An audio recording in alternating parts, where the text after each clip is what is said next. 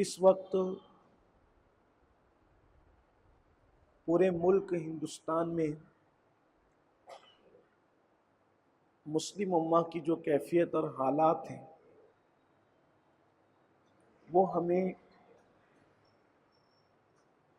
بہت فکر مند کرتے ہیں۔ فکر مند اس اعتبار سے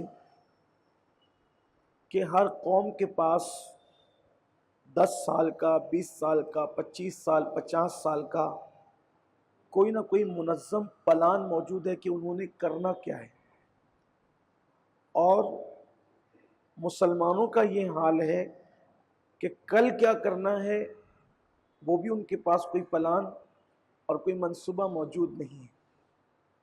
جس طریقے سے صبح کو بکریاں نکلتی ہیں، ان کے ذہن و دماغ میں کچھ نہیں ہوتا، بالکل ایسے ہی کہ جیسے چرواہا جدھر لے جائے گا ہم نے ادھر ہی جانا ہے، اور مقصد یہ ہے کہ ہم نے گھاس چر کر پھر واپس جہاں لائے گا وہیں واپس آ جانا۔ بالکل یہی صورتحال امت مسلمہ کی ہندوستان میں ہو گئی۔ ہمارے پاس کوئی پلان نہیں، ہمارے پاس کوئی منصوبہ نہیں، اور آپ کو حیرت ہوگی کہ جتنا منصوبہ بند مذہب اسلام ہے اتنا منصوبہ بندی کسی مذہب میں نہیں، جتنا ڈسپلین اسلام میں ہے اتنا کسی مذہب میں نہیں۔ آپ دیکھیے، ہمارے ڈسپلین کو دیکھیے، اس کی چند مثالیں آپ دیکھیے۔ آپ کسی بھی مذہب میں چلے جائیے، عبادت کے لیے کہیں کوئی ٹائم فکس نہیں ہے، کسی بھی مذہب میں جب چاہو، جب دل چاہے آپ عبادت کر لیں، یہ ہر مذہب کا طریقہ ہے۔ لیکن ایک مذہب اسلام ہے، حالانکہ عبادت کوئی بری چیز ہے، کوئی بری چیز ہے، بلکہ انسان پیدا ہی عبادت کے لیے ہوا ہے۔ میری بات پہ غور کرنا، ہماری پیدائش کا مقصد عبادت ہے، تو ہونا کیا چاہیے؟ ہونا کیا چاہیے؟ جب جی چاہے کرتے رہو، لیکن اسلام کہتا ہے نہیں، بے وقت کی شہنائیاں نہ بجے گی۔ قرآن کہتا ہے ان الصلاۃ کانت علی المؤمنین کتابا موقوتا، مومنوں پر ٹائم کی پابندی کے ساتھ نماز فرض کی گئی ہے۔ یعنی اگر کوئی چاہے میں بڑا نمازی ہوں اور فجر میں ظہر بھی پڑھ لوں تاکہ جلدی سے عبادت کر لوں اور پرسکون ہو جاؤں، اسلام کہتا ہے نہیں چلے گا۔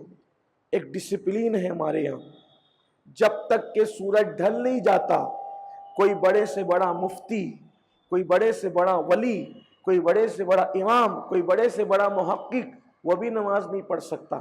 سب کو ایک دھاگے کے بندھن میں باندھا گیا ہے، یہ ٹائم ہوگا تو یہ ہوگا۔ اچھا پھر چلے ٹائم تو شروع ہو گیا، لیکن کوئی سو رہا تھا، کوئی رو رہا تھا، کسی کا شادی تھی، کسی کا میت تھی، وقت کا بہت بڑا امام اعظم، خطیب اعظم، قطب عالم مصروف تھا، تو سوچیں چلیں عصر کے ٹائم میں ظہر کی نماز پڑھ لیں گے، آج بزی بہت تھے۔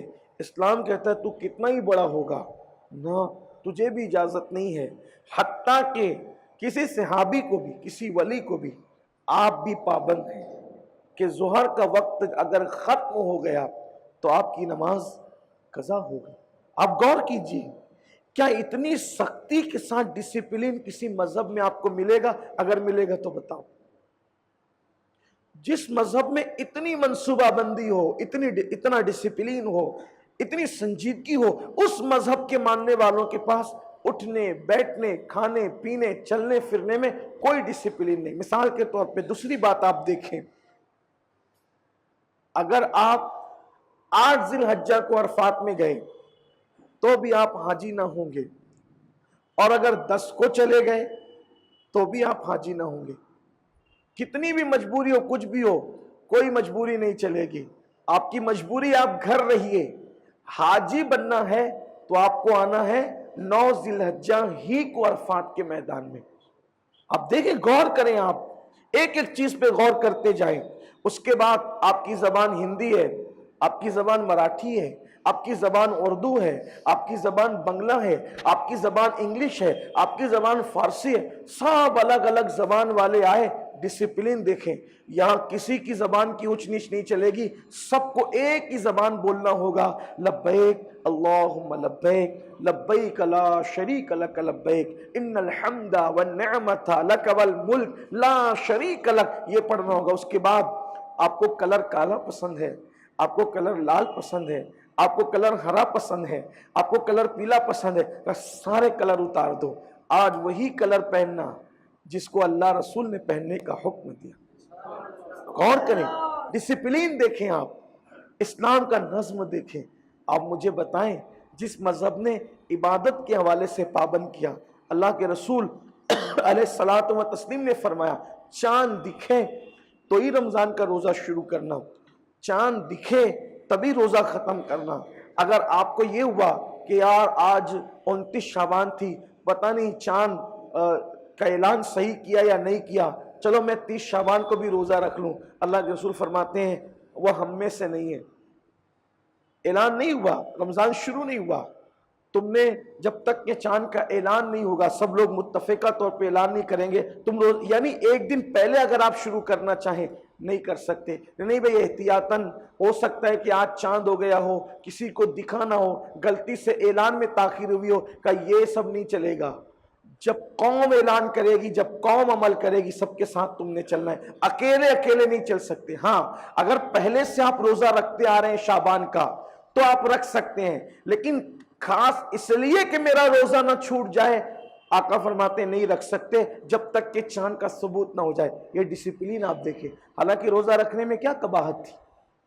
روزہ رکھنے میں قباحت کیا تھی؟ روزہ تو روزہ ہی ہے نا۔ منع کیا اس دن روزہ نہیں رکھنا، منع فرمایا، خاص طور پہ منع فرمایا اس دن روزہ نہیں رکھنا آپ کو۔ آپ مجھے بتائیں، یہ ہمارے مذہب کا ڈسپلین ہے۔ اور اب اس ڈسپلین کو دیکھتے ہوئے آپ مجھے بتائیں ہم کتنا ڈسپلین کے اندر ہیں۔ کیا ہمارے سونے کا کوئی وقت ہے؟ کیا ہمارے نیند سے اٹھنے کا کوئی وقت ہے؟ کیا ہمارے کھانے کا کوئی وقت ہے؟ کیا ہمارے لباس پہننے کا کوئی سٹائل ہے؟ کچھ بھی ہمارے پاس نہیں۔